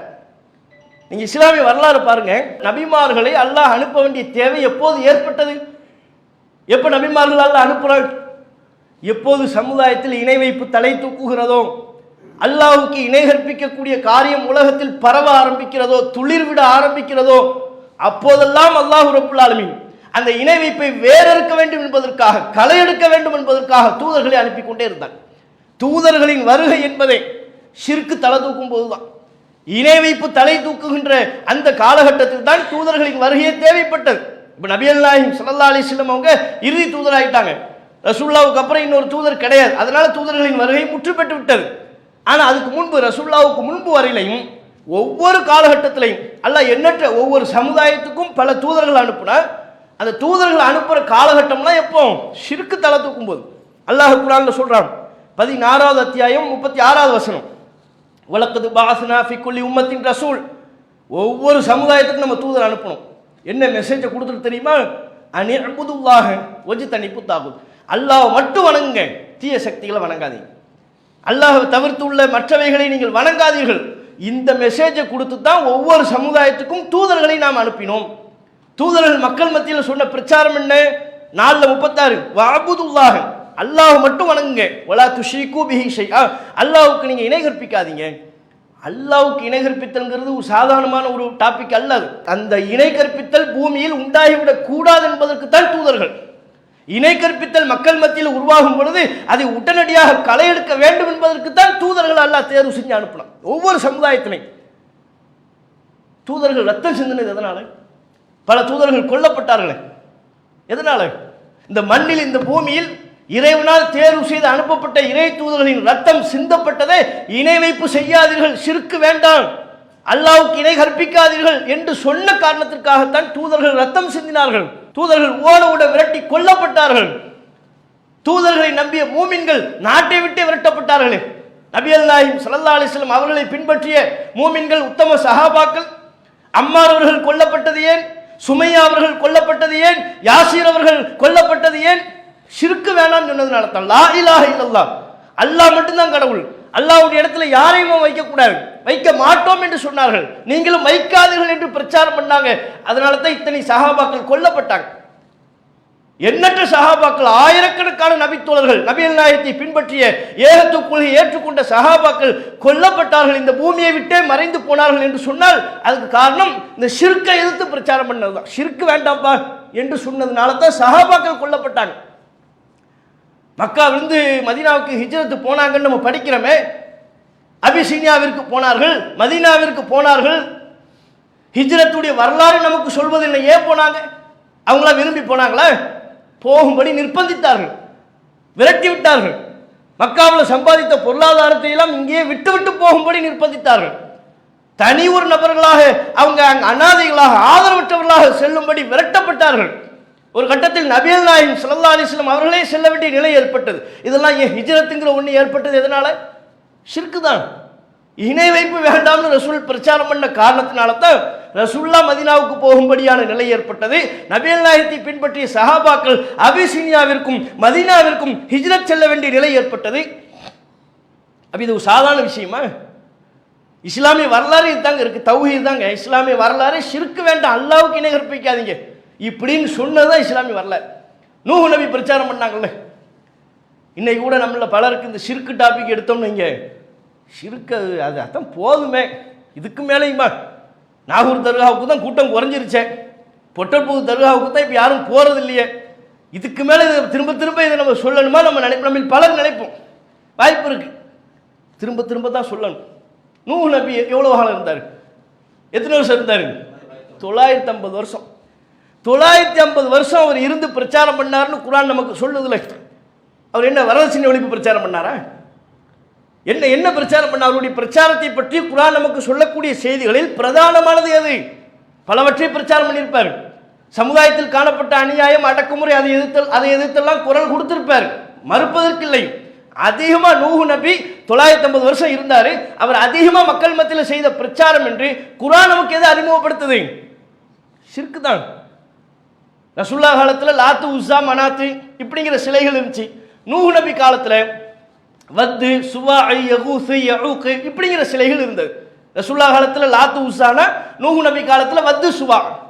இந்த சிலைகளை நீங்கள் வணங்காதீங்க, அல்லாஹ் மட்டும்தான் வணங்கணும். ஏப்பா சிலையை அல்லாஹ்வுடைய இடத்துல கொண்டு போய் வைக்கிறீங்க? ஷிர்க் பண்ணுறீங்க. ஷிர்க் பண்ணாதீங்க, ஷிர்க் பண்ணாதீங்க, ஷிர்க் பண்ணாதீங்க என்பதுதான் நபி நூஹ் அலைஹிஸ்ஸலாம் அவருடைய 950 வருட பிரச்சாரம். நம்ம 2 மணி நேரம் ஷிர்க் வேணாம்னு சொன்னோம்னா போதும் பாய், போதும். 2 மணி நேரம் சொல்லிட்டு இல்லை ஷிர்க் வேணாம்ட்டு இல்லை, வேணாம் விட்டுருங்க. மக்கள் கேட்குறது ரெண்டாவது, திரும்ப நம்மளே கொண்டு போய் இல்லை ஷிர்க்கு பற்றி பேசுங்க அப்படின்னோம்னா நேத்தானுங்க சொன்னோம் ஷிர்க்கை பற்றி, திரும்பவுமா போதுங்க அப்படின்றோம். பேசுகிறவரும் போதும்ன்றுவார், கேட்குறவரும் போதும்ன்றுவோம். அவர் 2 மணி நேரத்துக்கு 2 மணி நேரத்துக்கு மேலே பேசுறதுக்கும் தயாராக இருக்க மாட்டார்கள், கேட்பதற்கும் தயாராக இருக்க மாட்டோம். இது நம்ம மனநிலை. நூஹ் நபி எவ்வளோ காலம் சொன்னாங்க? 950 வருஷம் மனுஷன் பிரச்சாரம் பண்ணியிருக்கிறான். வேண்டாம்ப்பா, இணைவிப்பு வேண்டாம், விட்டுரு, ஷிர்க் வேண்டாம், ஷிர்க் வேண்டாம், ஷிர்க் வேண்டாம்னு 950 வருஷங்க. அதுக்கப்புறமும் என்ன ஆச்சு? சொல்லி சொல்லி பார்த்தாரு. நூஹ் நபி சூட அந்த அத்தியாயத்தை நீங்கள் படிச்சிங்கன்னா தெரியும். 71வது அத்தியாயத்தில் பாருங்கள், அவருடைய பிரச்சாரம் தொடர்ச்சியாக இருக்கும். நான் தனித்தனியாக போய் கூப்பிட்டு பார்த்தேன், திருந்தலை. இரவில் போய் பிரச்சாரம் பண்ணேன், திருந்தலை. பகலில் போய் பிரச்சாரம் பண்ணேன், திருந்தலை. ரகசியமாக சொல்லி பார்த்தேன், பகிரங்கமாக சொல்லி பார்த்தேன், திருந்த மாட்டேங்கிறாங்க, இணைவைப்பில் தான் இருக்கிறாங்க. அந்த 950 வருஷம் பிரச்சாரம் பண்ணிட்டு அல்லாட்ட பொறுப்பு படைச்சிட்டார். இறைவா, இவங்க திருந்தரமா தெரியல, இவங்களை விட்டுறாது. கொஞ்சம் பேர் தான் ஈமான் கொண்டாங்க. நூஹ் நபி காலத்தில் நூஹ் நபியினுடைய பிரச்சாரத்தை ஏற்றுக்கொண்டவர்கள் சொற்பமானவர்கள். இப்போ அவங்கள மட்டும் அல்லாஹ் தனிச்சு எடுத்துட்டு நூஹ் நபி அல்லாஹ் இடத்துல பிரச்சாரம் பண்ணுறாங்க, துவா கேட்குறாங்க. இறைவா, அல்லாட்ட பொறுப்பை படைச்சிட்டாங்க. சொல்லி சொல்லி பார்த்தேன், தனியாக சொன்னேன், கூட்டமாக சொன்னேன், பகலில் போனேன், இரவில் போனேன், ரகசியமாக பண்ணேன், பகிரங்கமாக பண்ணேன், எல்லா விதத்திலையும் சொல்லி பார்த்தேன், இங்கே திருந்துற மாதிரி தெரியல. இறைவா, ரப்பிலா ததர் அலல் அருளி மினல் காஃபிரின தையாரா, இந்த இணைவைப்பாளர்களை, உனக்கு இணை கற்பிக்கக்கூடிய இந்த கூட்டத்தில் எவரையும் இந்த பூமியில் விட்டு விடாது, அழிச்சிருட்டாங்க. அல்லாட்ட துவா கேட்டாங்க, அழிச்சிரு. எவெல்லாம் உன்னை நம்பலையோ, இதற்கு மேலும் உனக்கு இணை கற்பிக்கிறார்களோ அவர்களை இறைவா நீ பார்த்துக்கொள், அழித்து விடு, இந்த பூமியில விட்டு வைக்காத துவா செஞ்சுட்டாங்க. அல்லாஹ் ஒவ்வொரு நபிக்கும் அங்கீகரிக்கப்படக்கூடிய ஒரு துவாவை அல்லாஹ் கொடுத்து வச்சிருப்பான். அது அந்த நேரத்தில் அவங்க பயன்படுத்தி கேட்கலாம். நூஹ் நபி கேட்டுவிட்டாங்க. நூஹ் நபி கேட்கும், அல்லாஹ் அந்த துவாவை ஏற்றுக்கிட்டு, அப்படியா உங்கள் மக்களை தனியாக கூப்பிடுங்க, ஒரு கப்பலை பண்ணுங்க, ரெடி பண்ணுங்கன்ட்டான். கப்பலை நூஹ் நபி பண்ணுறாரு. இது மற்றவங்களுக்கு தெரியலை, என்ன இவர் ஷிர்க்கு கூடாதுன்னா திடீர்னு கப்பல் பண்ணிக்கிட்டு இருக்கிறாரு. என்ன இவருக்கு அவங்களுக்கு என்னென்ன புரியலை, கிண்டல் பண்ணுறாங்க. அல்லாஹுக்கு இணை கற்பிக்க கூடாதுன்னாரு, திடீர்னு பார்த்தா கப்பல் பண்ணிக்கிட்டு இருக்கிறாரு, என்னப்பா நடக்குதுன்னு சொல்லி கிண்டல் பண்ணிக்கிட்டு இருந்தாங்க. கப்பல் எல்லாம் பண்ணி முடிச்சு அல்லாஹ் உத்தரவு போட்டான், ஏறுங்க எல்லாம் ஏறுங்க, வேற உயிரினத்தையும் ஏற்றுங்க. ஏன் டோட்டல் அது அல்லாஹ் பூமியிலேயே இணை கற்பிக்கக்கூடியவர்கள் இருக்கக்கூடாதுங்கிறது தான் நூஹ் நபியினுடைய துவா. அவங்க அன்னைக்கு உலகமே அவ்வளவுதான். ஆதம் அலைஹிஸ்ஸலாம் அவர்களுக்கு பிறகு வரக்கூடிய ஒரு நபி, சொற்பமான மக்கள், நிலப்பரப்பு குறைவு, ஒட்டுமொத்தமும் இணை வைப்பில் மூழ்கி இருக்கிறார்கள். அந்த இணை வைப்பிலிருந்து அந்த மக்களை மீட்டெடுப்பதற்கு தான் நூஹ் நபி அனுப்பப்பட்டாங்க. அதை தான் பிரச்சாரம் பண்ணாங்க. சொற்ப நபர்கள் ஏற்றுக்கொண்டார்கள். 950 வருஷம் பிரச்சாரம் பண்ணி பல பேர் ஏற்றுக்கலையே. அல்லாஹ்கிட்ட பொறுப்பு படிச்சிட்டாங்களா, எல்லாத்தையும் ஏற்றுங்க, கூண்டோடு அழிச்சிடுறது முடிவு பண்ணிட்டாங்களா. பெரும் வெள்ளத்தை உண்டாக்கினால், ஏற்படுத்தினால். நூஹ் நபி காப்பாற்றப்பட்டார். அவருடைய கொள்கையை ஏற்றுக்கொண்டவர்கள் காப்பாற்றப்பட்டார். நூஹ் நபியினுடைய மகன் அழிக்கப்படுற கூட்டத்தில் ஒட்டுமொத்த அன்றைக்கு உலகில் இருந்த நிலப்பரப்பில் இருந்த மக்கள் அனைவரும் அழிக்கப்பட்டார்கள். என்ன காரணம்? இணை வைப்பு. அப்ப இணை வைப்புங்கிற ஒன்று இருந்த காரணத்தினால்தான் மிகப்பெரிய பிரளயம் ஏற்பட்டது, அழிவு ஏற்பட்டது நூஹ் நபியினுடைய காலத்தில். அப்படிப்பட்ட இணை வைப்பை சாதாரணமாக நாம் நினைத்துக் கொள்ள முடியுமா? சாதாரணமாக எடுத்துக்கலாமா? அதே மாதிரி நீங்க பார்க்கலாம், மறுமை நாளில் அல்லாஹ் இந்த இணை வைப்பை எப்படி பார்க்குறாங்கிறதுக்கு இன்னொரு உதாரணத்தை பாருங்க. மறுமை நாளில் அல்லாஹ் ஈசா அலைஹிஸ்ஸலாம் அவங்களை எல்லாம் கூப்பிடுவான். மறுமை நாளில் விசாரணை நேரத்தில் ஈசா அலைஹிஸ்ஸலாம் அவங்களை கூப்பிட்டு அல்லாஹ் கேட்குறான், யா ஈசா இப்னு மரியம், மரியமின் மகன் ஈசாவே, அன்த குல்த லின்னாசி இத்தஹிதூனி வ உம்மி இலாஹைனி மின் தூனில்லாஹ், நீங்கள் தான் மக்கள்கிட்ட அல்லாஹ் விட்டுவிட்டு என்னையும் என் தாயாரையும் கடவுளாக எடுத்துக்கொள்ளுங்கள், எங்கள் 2 பேரையும் வழிபாடு செய்யுங்கன்னு மக்கள்கிட்ட நீங்கள் சொன்னீங்களா அப்படின்னு நல்லா கேட்போம். ஏன்னா இன்னைக்கு வழிபாடு செஞ்சுக்கிட்டு இருக்கிறாங்கல்ல, ஈசா நபியை கடவுள் என்றும் ஈசா அலைஹிஸ்ஸலாம் அவருடைய தாயார் மரியமை மேரி என்று சொல்லி அவர்களை கடவுள் என்றும் வழிபாடு செய்யக்கூடிய ஒரு கூட்டம் இருக்கிறது அல்லவா. அல்லாஹ் மறுமையினால ஈசா நபிகிட்டேருந்து விசாரணை துவங்குறான். மக்கள் 2வது முதல் விசாரணை யாருக்கு? ஈசா நபி. ஈசா அவங்க வாங்க, மரியமின் மகன் ஈசாவே வாங்க, நீங்கள் தான் இந்த மக்கள்கிட்ட சொன்னீங்களா என்ன வணங்குறதை விட்டுவிட்டு உங்களை வணங்கும்படி, உங்கள் தாயாரை வணங்கும்படி நீங்கள் சொன்னீர்களா அப்படின்னு கேட்பாங்க. அல்லாஹ் கேட்பாங்க. ஈசா அலைஹிஸ்ஸலாம் அவங்க சொல்லுவாங்க, சுபஹானக், இறைவா நீ தூயவன், மா யகூனு லி அன் அகூல மா லைஸ லி பிஹக், எனக்கு தகுதி இல்லாதவற்றை சொல்வதிலிருந்தும் என்னை பாதுகாக்கணும், எனக்கு அந்த தகுதியே இல்லை. என்னை வணங்கும்படி சொல்லக்கூடிய தகுதி எனக்கு இருக்கா? ஒருபோதும் நான் அப்படி சொல்லவில்லை. இன் குன்து குல்துஹு ஃபக்கத் அலிம்தஹு, நான் அவ்வாறு சொல்லியிருந்தால் அதனை நீயே அறிவாய். தஅலமு மா ஃபீ நஃப்ஸி, என் உள்ளத்தில் உள்ளதை நீ அறிவாய். வலா அலமு மா ஃபீ நஃப்ஸிக், உன் உள்ளத்தில் உள்ளதை நான் அறிய மாட்டேன். இன்னக்க அன்த அல்லாமுல் குயூப், நீ மட்டுமே மறைவானவற்றை அறியக்கூடியவன். மா குல்துலஹும் இல்லாம அமர்த்தனி பிஹி, இறைவா நீ என்ன எனக்கு உத்தரவு போட்டி அதைத்தான் மக்கள்கிட்ட சொன்னேன், அதை தாண்டி கூடுதல் குறைவா நான் எதையுமே சொல்லலை. நீ எனக்கு என்ன உத்தரவிட்டாய்? அனிஅ்புதுல்லாஹ ரப்பி வ ரப்பக்கும், எனது இறைவனும் உங்கள் இறைவனுமாகிய அல்லாஹ்வை மட்டுமே வணங்குங்கள், இதைத்தான் நான் சொன்னேன். இதை தவிர்த்து வேறு எதையும் நான் சொல்லவில்லை. என்னை வணங்கும்படி நான் சொல்லவே இல்லை, என் தாயாரை வணங்கும்படி நான் சொல்லவே இல்லை. நீ எனக்கு என்ன உத்தரவு போட்டியோ அதைத்தான் நான் அந்த மக்கள் மத்தியில் பிரச்சாரம் பண்ணேன். ஓ குன்து அலைஹிம் ஷஹீதம் மா தும்து ஃபீஹிம், அவர்களோடு நான் இருந்தவரை அவர்கள் செய்த செயல்பாடுகளை நான் கண்காணித்தவனாக இருந்தேன். இருந்தவரையிலே ஃபலம்மா தவஃபைத்தனி, நீ என்னை உன்னளவில் என்னை கைப்பற்றி கொண்ட பொழுது குன்த அன்த ரகீப் அலைஹிம், நீதான் அவர்களை கண்காணிக்கக்கூடியவனாக இருக்கிறாய். வ அன்த அலா குல்லி ஷைஇன் ஷஹீத், எல்லாவற்றையும் நீ பார்ப்பவனாக, எல்லாவற்றுக்கும் நீ சாட்சியாளனாக இருக்கிறாய். நான் அப்படி ஒருபோதுமே சொல்லவே இல்லை. ஈசா அலைஹிஸ்ஸலாம் அவங்க மறுத்துருவாங்க. இது 5வது அத்தியாயம் 116, 17 ஆகிய வசனங்களில் இடம்பெற்றிருப்பதை பார்க்கலாம். அப்போ பாருங்க, ஷிர்க் இந்த உலகத்தில் அல்லாஹ்வுக்கு ஈக்குவலாக ஈசா நபியை கொண்டு வர்றாங்க. அல்லாஹ்வுக்கு இணையாக மரியம் அலைஹிஸ்ஸலாம் அவர்களை கொண்டு வருகிறார்கள். கொண்டு வந்த நபின்னு அல்லாஹ் பார்க்கல, நபியவே விசாரணை கூப்பிட்றான். வாங்க விசாரணை கூப்பிட்றான். அல்ல நீங்கள் தான் சொன்னீங்களா? உங்களை வணங்கும்படி சொன்னீங்களா? உங்கள் தாயாரை வணங்கும்படி சொன்னீங்களா? ஈசா அலைஹிஸ்ஸலாம் அவர்கள் அவ்வாறு சொல்லவில்லை என்பதை அல்லாஹ் நன்கறிவான். உலக மக்கள் அனைவருக்கும் வெளிப்படுத்துவதற்காக, வெளிக்காட்டுவதற்காக அல்லாஹ் கூப்பிட்றான். அதிகாரத்தை நிலைநாட்ட யாராக இருந்தாலும் நான் விட மாட்டேன். ஷிர்க் விஷயத்தில் இறை தூதராக இருந்தாலும் சரி, அவர் அதற்கு இணங்கி போயிருந்தாலும் விடமாட்டேன் என்பதை நிலைநாட்டுவதற்காக ஈசா நபி அல்லாஹ் கூப்பிட்டு நீங்க தான் சொன்னீங்களான்னு கேட்கலாம். அப்ப இதுல இருந்து என்ன விளங்குது? இந்த இணைவிப்பு அல்லாஹ்வுக்கு ஈக்குவலாக இந்த உலகத்தில் ஒரு பொருளையோ ஒரு மனிதனையோ கருதுவது என்பது இறைவன் ஒருபோதும் ஜீரணித்துக் கொள்ளாத, ஏற்றுக்கொள்ளவே முடியாத விஷயம்.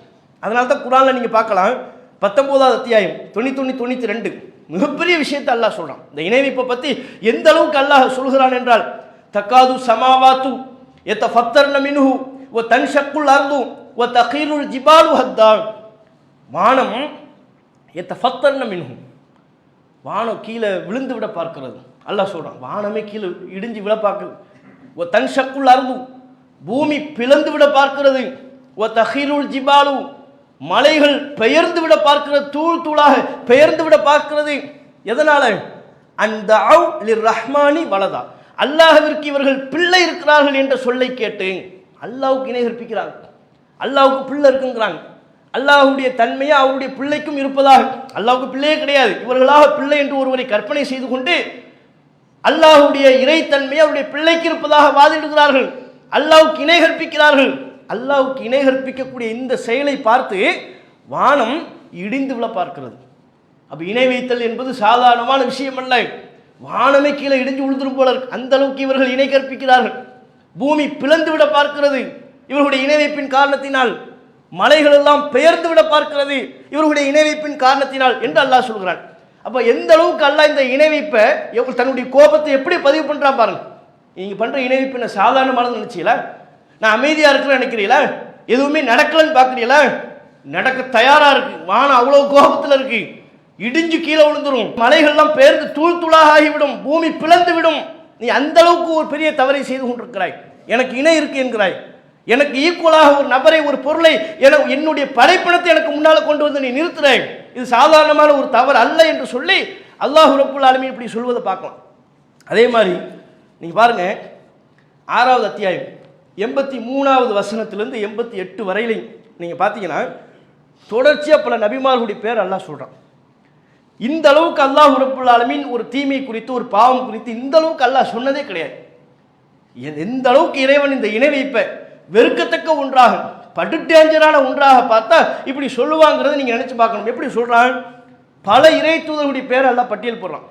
ஒவ்வொன்றா நீங்க எண்ணீங்கன்னா உங்களுக்கு வரும். நூஹ் நபி, இப்ராஹிம் அலைஹிஸ்ஸலாம், இஸ்ஹாக் அலைஹிஸ்ஸலாம், இஸ்மாயில் அலைஹிஸ்ஸலாம், யாக்கூப் அலைஹிஸ்ஸலாம், தாவூத் நபி, சுலைமான் நபி, அய்யூப் நபி, யூசுப் நபி, மூசா, ஹாரூன், ஜக்கரியா, யஹ்யா, ஈசா, இல்யாஸ், அல்யஸா, யூனுஸ், லூத். இத்தனை நபிமார்களுடைய பேர் அல்லாஹ் சொல்றான். ஒரு 18 இறை தூதர்கள் பேர் வருமா? இத்தனை இறை தூதர்களுடைய பேரை சொல்லி அல்லாஹ் சொல்லக்கூடிய விஷயம் என்ன தெரியுமா? இவ்வளவு பேரை அல்லாஹ் சொல்லிட்டான். நூஹ் நபியில் ஆரம்பிச்சு எல்லாருடைய பேரையும் அல்லாஹ் சொல்லிட்டு இவங்க எல்லாருக்கும் நம்ம நேர்வழி காட்டிட்டோம், சொல்ல வேண்டிய செய்திகளை சொல்லிட்டோம். உளவு அஷ்ரகு, இவர்கள் இணை கற்பித்தால், யாரு? இத்தனை இறை தூதர்கள். இவர்கள் இணை கற்பித்தால் லஹபித அன்ஹும் மா கானூ யஅமலூன், அவர்கள் செய்த அமல்கள் அனைத்தையும் நாம் அழித்து விடுவோம் அல்லாஹ் சொல்றான் பாருங்க. சாதாரண நபர்களா? தௌஹீதுக்காகவே பாடுபட்டவன், 950 வருஷம் இந்த கொள்கைக்காக தௌஹீதுக்காகவே தம்முடைய வாழ்வை அர்ப்பணித்த நூஹ் நபி, அவர் பேர் அல்லாஹ் சொல்றான். தௌஹீதுக்காக தம்முடைய குடும்பத்தை இழந்தவர், தம்முடைய தந்தை எதிர்த்தவர் இப்ராஹிம் நபியினுடைய பேர் அல்லாஹ் சொல்றான். அப்ப நூஹ் நபி, இப்ராஹிம், இஸ்ஹாக், இஸ்மாயில், யாக்கூப், தாவூது, சுலைமான், அய்யூப், யூசுப், மூசா, ஹாரூன், ஜக்கரியா, யஹ்யா, ஈசா, இல்யாஸ், அல்யஸா, யூனுஸ், லூத், இத்தனை இறைத்தூதருடைய பேரை அல்லாஹ் சொல்லி இவர்கள் இணை கற்பித்தாலும் அல்லாஹ் வலவு அஷ்ரகு, இவர்கள் இணை கற்பித்தாலும் விடமாட்டனாம். லஹபித அன்ஹும் மா கானூ யஅமலூன், அவர்கள் செய்த அமல்களை எல்லாம் நான் அழித்தே விடுவேன். இப்ராஹிம்னு பார்க்க மாட்டேன், நூஹ்னு பார்க்க மாட்டேன், மூசான்னு பார்க்க மாட்டேன், ஈசான்னு பார்க்க மாட்டேங்கிற அல்லாஹ். அப்ப அல்லாஹ் இந்த இணை வைப்பை எவ்வளவு டேஞ்சரா பார்க்கறாங்கிறது விளங்குதா? அதனால தான் அல்லாஹ் ரப்புல் ஆலமீன் குர்ஆன்ல நீங்க பாருங்க சட்டங்கள் சொல்றான் நமக்கு. இணை வைப்பு இருந்துச்சுன்னு வைங்க, ஆணா இருந்தாலும் சரி பெண்ணா இருந்தாலும் சரி அவங்கள கல்யாணம் பண்ணக்கூடாதுட்டான். இணை வைப்பு உள்ள ஆனா கல்யாணம் பண்ணாத, இணை வைப்பு உள்ள பெண்ணா கல்யாணம் பண்ணாத. 2வது அத்தியாயம் 221வது வசனம். ஒரு இணை வைப்புல இருந்து அவருக்காக இந்த உலகத்துல நேர்வழி கேட்டு துவா செய்யலாம், உலகத்தின் செல்வங்களை கேட்டு துவா செய்யலாம், பாவ மன்னிப்பு கேட்டு துவா செய்வதற்கு அனுமதி இல்லை. அவங்க இணை வைப்பில் இருக்கிற வரை யாரா இருந்தாலும், தாயா இருந்தாலும், தந்தையா இருந்தாலும், உடன் பிறந்த சகோதரர்களாக இருந்தாலும், உற்ற நண்பர்களாக இருந்தாலும், யாரா இருந்தாலும் சரி, அவர்கள் இணை வைப்பில் இருக்கும் காலமெல்லாம் அவர்களுக்காக நாம் பாவ மன்னிப்பு கேட்கக்கூடாது என்று அல்லாஹ் தடுத்திருக்கிறார். 9வது அத்தியாயம் 113வது வசனம். அதே மாதிரி இணை வைப்பில் இருக்கக்கூடியவர்கள், அல்லாஹ்வுக்கு இணை கற்பிக்கக்கூடிய தன்மை கொண்டவர்கள் அல்லாஹ்வுடைய பள்ளிவாசலை நிர்வாகம் பண்ணக்கூடாதுங்கிறான். 9வது அத்தியாயம் 17வது வசனம். பாருங்க எவ்வளோ விஷயத்தில் அல்லாஹ் சட்டம் சொல்கிறான். கல்யாணம் பண்ணாது, சொத்துல பங்கு கொடுக்காத, பள்ளிவாசல் நிர்வாகம் பண்ண அனுமதிக்காத, அவனுக்கு பாவ மன்னிப்பு கேட்காத, ஜனாசா தொழுகையில் கூட பங்கெடுக்க முடியாத, இணை வைப்பிலே ஒருவர் மரணித்து விடுவார். ஆனால் ஒரு முஸ்லீமுக்காவணி நம்ம கடைசியாக இருக்கிறது செய்கிறது என்ன? அவருடைய ஜனாசா தொழுகையில் போய் பங்கெடுத்து அவருக்கு வேண்டி துவா கேட்குறது, யாரெல்லாம் இவருடைய பாவத்தை மன்னிச்சிருன்னு துவா கேட்குறது, அதை கூட இப்போ செய்ய முடியாது, செய்யக்கூடாதுன்ட்டு அல்ல. இணை வைப்பில் இருந்தால் பாவ மன்னிப்பு கேட்க இயலாது, ஜனாசா தொழுகை தொழ முடியாது. நபிகள் நாயகம் ஸல்லல்லாஹு அலைஹி வஸல்லம் அவர்கள் ஒரு முறை அழுதார்கள்.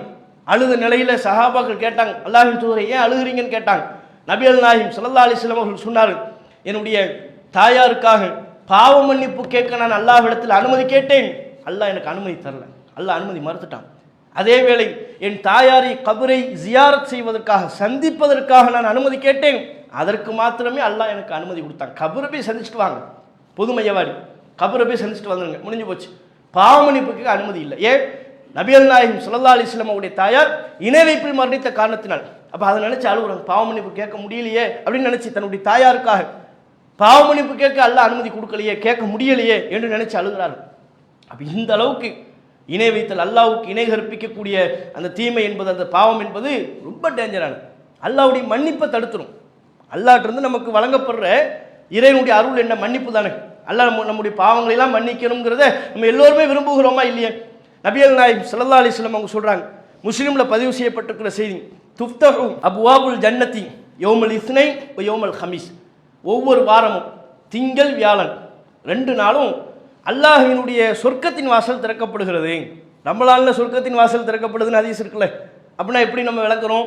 அல்லாஹ்வுடைய அருள் வாசல், அல்லாஹ்வுடைய மன்னிப்பு. ஆரம்ப காலத்தில் சொல்லுவாங்க, ரமலானில் யாரும் மௌத்தா போயிட்டா சொர்க்கம்ன்றுவாங்க. ரமலானில் யாரும் மௌத்தா போயிட்டாங்கன்னா டைரெக்டாக சொர்க்கம் தான் போகிறாங்க. ஏன்? அதான் அல்லாஹ் நரகத்தின் வாசல் இழுத்து மூடிட்டானே, நரக வாசல் கேட்டு மூடி இருக்கு, சொர்க்க வாசல் மட்டும் தான் திறந்துருக்கு. அப்போ ரமலானில் மௌத்தா போனால் பாவம் எங்கே தான் போவாங்க? சொர்க்கத்துக்கு தானே போயாகணும் அப்படிங்குவாங்க. அல்லாஹ் ரமலானில் சொர்க்கத்தின் வாசலை திறந்து வைக்கிறான்னா சொர்க்கம் போவதற்குரிய அத்தனை வழிவகைகள் இந்த மாதத்தில் இருக்குன்னு அர்த்தம். இந்த ரமலான் மாதத்தை ஒரு அடியான் சரியான முறையில் பயன்படுத்தினால் அல்லாஹ்வுடைய பரிபூர்ணமான மன்னிப்பை பெற இயலும், சொர்க்கத்துக்கே போயிடலாம். அந்த அளவிற்கு நிறைய வாய்ப்புகள் ரமலானில் ஒரு அடியானுக்கு வழங்கப்படுகிறது. நோன்பு வழங்கப்படுகிறது, இரவு தொழுகை வழங்கப்படுகிறது, ஏத்திகாஃப் இருக்கு, லைலத்துல் கத்ர் இருக்கு, அவ்வளோ விஷயங்கள் இந்த ரமலான் அல்லாஹ் கொடுத்த காரணத்தினாலே அல்லாஹ்வுடைய மன்னிப்பை பெறுவது எளிது. அப்படி நபிகள் நாயகம் ஸல்லல்லாஹு அலைஹி வஸல்லம் அவங்க சொல்றாங்க, வாரத்தில் ஒவ்வொரு வாரமும் திங்கள் வியாழன் 2 நாள் அல்லாஹ் தன்னுடைய மன்னிப்பின் வாசலை திறக்கிறான். அடியார்கள்லாம் அல்லாஹ் மன்னிப்பு கொடுப்பானாம். மலக்குமார்கிட்ட அல்லாஹ் சொல்லிடுவான், என்னுடைய அடியார்கள் அனைவருக்கும் மன்னிப்பு. ஃபயுஃபரு லிகுல்லி அப்தின் லா யுஷ்ரிகு பில்லாஹி ஷைஅன். அல்லாஹ்விற்கு இணை கற்பிக்காதே, இதான் கவனிக்கணும், அல்லாஹ்விற்கு இணை கற்பிக்காத ஒவ்வொரு அடியானுக்கும் மன்னிப்பு வழங்கப்படும். அல்லாஹ் சொல்லிடுவானா, என்ன அடியார்கள் யாரெல்லாம் எனக்கு இணை கற்பிக்கலையோ, ஷிர்க் யார்கிட்ட இல்லையோ, அவங்க எல்லாத்துக்கும் மன்னிப்பு எழுதிருங்க, மன்னிப்பு கொடுங்க அப்படின்ட்டுவானா. அப்போ மலக்குமார்கள் அல்லாஹ் இடத்துல சொல்லுவாங்களாம், இவங்கெல்லாம் ஷிர்க் வைக்கல, ஆனால் இந்த 2 பேருக்கு மத்தியில் ஒரே சண்டையாக இருக்குது, பஞ்சாயத்தாக இருக்குது. மலக்குமார்கள் பாரு, நம்ம பஞ்சாயத்து எங்கே வரையும் போகுது, போய் அல்லாஹ்ட்ட சொல்லுவாங்களாம், இல்லா ரஜுலன் கானத்து பைனஹு ஓ பைன அஹிஹி ஷஹ்னாவும், இன்னாருக்கும் இடையில் பகமை இருக்கிறது, 2 பேரும் பகையில் இருக்கிறாங்க, என்னன்னு தெரியல, ஒன்னாத்தான் வர்றாங்க பேசுறது இல்லை, ஒன்னாத்தான் போகிறாங்க பேசிக்க மாட்டேங்கிறாங்க, டீ கடையிலேயே ஒன்னாத்தான் நிற்கிறாங்க பேச மாட்டேங்கிறாங்க, 2 பேருக்கு மத்தியில் ஏதோ பகமை இருக்கிற மாதிரி தெரியுது அப்படின்னு யார் சொல்கிறாங்க? மலக்குமார்கள் அல்லாஹ் இடத்துல சொல்கிறாங்க. அப்போ அல்லாஹ் சொல்லிடுவானா, அப்படியா 2 பேரும் சண்டை போட்டுக்கிட்டு இருக்கிறாங்களா, பேசுறது இல்லையா, ஒழுங்கா பகமை இருக்கா, அந்த 2 பேரும் ஃபைலை பெண்டிங்கில் போடுங்கன்றுவானா. அந்திரு கொஞ்சம் வெயிட் பண்ணுங்க, ஹாதைனி இந்த 2 பேருக்கும் கொஞ்சம் அந்த ஃபைலை பெண்டிங் போடுங்க, ஹத்தா இஸ்தலிஹா 2 பேரும் சமாதானம் ஆகுறார்களா என்று பார்ப்போம். 3 முறை சொல்லுவானா, அந்திரு ஹாதைனி இந்த 2 பேரும் மட்டும் பெண்டிங்கில் வைங்க, ஹத்தா இஸ்தலிஹா 2 பேரும் சமாதானம் ஆகிறார்களா என்று பார்ப்போம் என்று 3 முறை சொல்லப்பட்டு விடுகிறது. அப்போ இது முஸ்லீமில் இடம்பெறக்கூடிய ஒரு செய்தி. இது நமக்கு சொல்லப்படுற செய்தி என்னன்னா, ஒவ்வொரு வாரமும் திங்கள் வாரத்தில் 2 நாள் எல்லோருக்கும் மன்னிப்பு. 2 நிபந்தனை. ஒன்று என்ன? பகம் இருக்கக்கூடாது, தனிப்பட்ட முறையில் 2 நபர்களுக்கு பகம் இருக்கக்கூடாது. பகம் இருந்தால் அந்த ஃபைல் பெண்டிங், அவங்களுக்கு மன்னிப்பு இல்லை. அல்ல மன்னிப்புன்னு சொல்லும்போதே முதல் விஷயம், முதல் தகுதி என்ன? லா யுஷ்ரிகு பில்லாஹி ஷைஅன். அல்லாஹ்வுக்கு எனக்கு இணை கற்பிக்காத அடியான தேர்வு பண்ணு, அவங்களுக்கு மன்னிப்பு கொடுக்குறாங்க. அப்போ அல்லாஹ்வின் புறத்திலிருந்து வாரத்திற்கு 2 முறை நமக்கு கிடைக்கக்கூடிய மன்னிப்பு இணை வைப்பு இல்லாமல் இருந்தால்தான் நமக்கு கிடைக்கும். இணை வைப்பு நம்மிடத்தில் இருக்குமையானால், ஏதேனும் ஒரு விதத்தில் சொல்லாலோ செயலாலோ நம்பிக்கையினாலேயோ அல்லது நம்முடைய இன்ன செயல்பாடுகளின் காரணத்தினாலேயோ ஷிர்க் என்கிற ஒன்று நம்மிடத்தில் இருக்குமையானால் இந்த மன்னிப்பை நம்மளால் பெற முடியாமல் போயிடும். அல்லாஹ்வுடைய மன்னிப்பை இழந்த துர்பாக்கியவான்களாக மாறிடுவோம். இப்படி இணை வைப்பு குறித்து அதனுடைய விளைவுகள் குறித்து ஏராளமான செய்திகள் நமக்கு சொல்லப்பட்டிருக்கிறது. அவற்றை இன்ஷா அல்லாஹ் தொடர்ச்சியாக நம்ம பார்த்துவிட்டு இணை வைத்தல்னா என்ன, அது எப்படி முஸ்லிம்கிட்ட எந்தெந்த வடிவத்தில் முஸ்லிம்களிடத்தில் இருக்கிறது என்பதையும் இன்ஷா அல்லாஹ் விலாவரியாக தொடர்ச்சியாக பார்ப்போம். வாஹிரு தாவானா அல்ஹம்துலில்லாஹி ரப்பில் ஆலமீன். அஸ்ஸலாமு அலைக்கும் வரஹ்மத்துல்லாஹி வபரகாத்துஹு. இஸ்லாம் மற்றும் சமுதாய செய்திகளை அறிந்து கொள்ள தமிழ்நாடு தௌஹீத் ஜமாஅத் யூடியூப் பக்கத்தை உடனடியாக சப்ஸ்கிரைப் செய்து கொள்ளுங்கள். மேலும் பெல் பட்டனையும் கிளிக் செய்து கொள்ளுங்கள்.